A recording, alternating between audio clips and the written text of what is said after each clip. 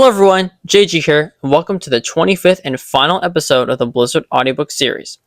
It's been quite a ride everyone, and I'm excited to see what the future has for Blizzard and for this YouTube channel. If you'd like to follow along, there's a link to Blizzard in the description. All that being said, let's get started. Act 24, S rank. Carol floated back down to the city, emotionless. The second his foot touched the ground, his firm body returned to normal. The full weight of what he had just done now dawned on him, so he sat on the ground, filled with exhaustion and relief, and stared up at the bright blue sky.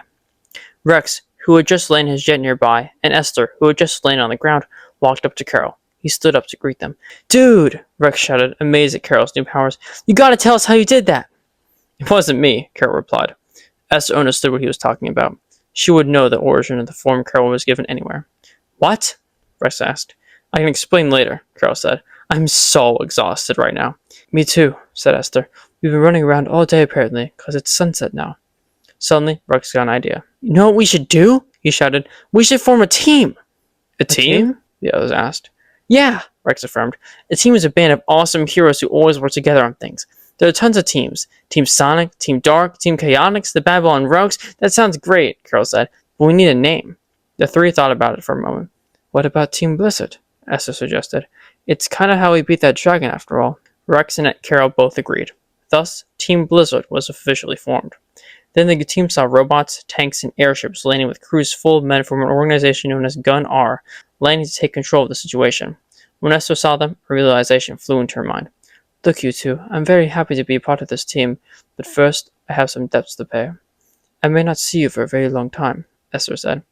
"Oh," Rex realized. "Well, no matter how long we're apart, you always have a place on Team Blizzard," Carol said. "Yeah," Rex agreed. Esther smiled. "Farewell." Then she set off into the city in the direction of the Gun R tanks. "Farewell," Rex said under his breath as he saw her disappear into the metropolis.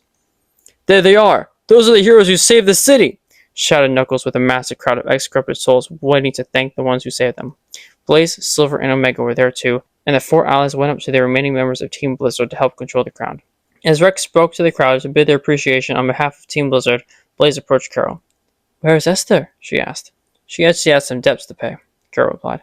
"I see," Blaze replied. Then, from out of the crowd, there appeared the blue hedgehog that Carol met in the corrupted world. "You!" Sonic said, walking up to Carol. "I knew there was something special about you, Fox. You really did kick that dragon's ass." "Thank you," Carol replied. "But the name's Carol." Rex's jaw dropped once again. You're... He couldn't get a word out. "You know, you're pretty good at flying a plane. You remind me of my good friend Tails. You heard of him?" Rex nodded, standing there in awe. Sonic smiled at him, knowing he was nervous, shook his hand, and boosted away to speak to Knuckles. "Wow," Rex said. After the crowd finally left, after pestering them with questions, Carol, Rex, Silver, Blaze, Omega, Knuckles, and Sonic were left alone. "So what are you guys going to do?" Carol asked them. "I gotta get back to Angel Island to see if the Master Emerald is okay," Knuckles said. "Omega and I will search through the rooms with Gun R and see if there is anyone in need of help. I'm yet to find Tails or Amy," Sonic said. "Blaze and I are going to find this abandoned kingdom Shadow spoke of. It could hold the key to re-unlocking my time travel powers once again." "We wish the best of luck to you," Carol said. Rex nodded his head, still a bit nervous to speak with these legendary heroes. The heroes then set off in their groups, Sonic and Omega going south, Knuckles going east, and Silver and Blaze going north. "What are we going to do?" Rex asked. "We're going to help Sonic and Omega look for survivors, but in a different area of the city," Carol said. "After Gunnar probably interrogates us, I'm not sure what we do." "Well, the village we stayed at when we first met may need some help repairing. A purple beam shot right through them," Rex said. "Yes," Carol said, "but where do we go from there?" The two of them thought for a moment, and so Carol thought of an idea. "Do you want to go to my place and catch up? We have a lot of things we need to discuss." "That sounds great," Rex said. Then Rex looked at Carol with a smile. "Friends?" Carol smiled back. "Friends." Then the two of them set off into the city, but then Carol remembered what Silver said. "Shadow." Carol was struck with a sudden worry for his beloved friend and master, and he turned around and looked around for him anxiously. "What's wrong?" Rex asked. "Nothing," Carol said, smiling. For behold, there he saw Shadow, standing at the top of the ruins of a building, standing there triumphantly, smiling down at his student. Then Shadow jumped down from the ruins and skidded out of the city, back into the mountainous forest.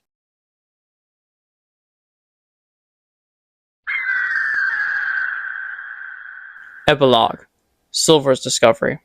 About a month after Team Blizzard slayed the dragon, the sun was resting from its long journey as Blaze and Silver searched through the Forgotten Kingdom at Shadow's request. They were hoping to find something, anything that could hit them to how to get their powers back or who that vulture is. Have you found anything? Silver asked. Not yet, Liz replied, but I haven't checked over here. Silver continued looking until his eyes caught the mountain where the dragon broke out. I'm glad we're here to help out with that problem, Silver thought, but now I have a growing feeling that something worse is bound to happen. Just then, Silver heard a shout coming from the direction Blaze just ran in. Silver flew to that direction, worried that something happened to his friend. Then, he saw Blaze facing a giant army of purple and black men made of smoke. They were led by a vulture who wore an ominous black hooded cloak and his eyes were glowing a dead gray. A snow leopard was also with them, leading.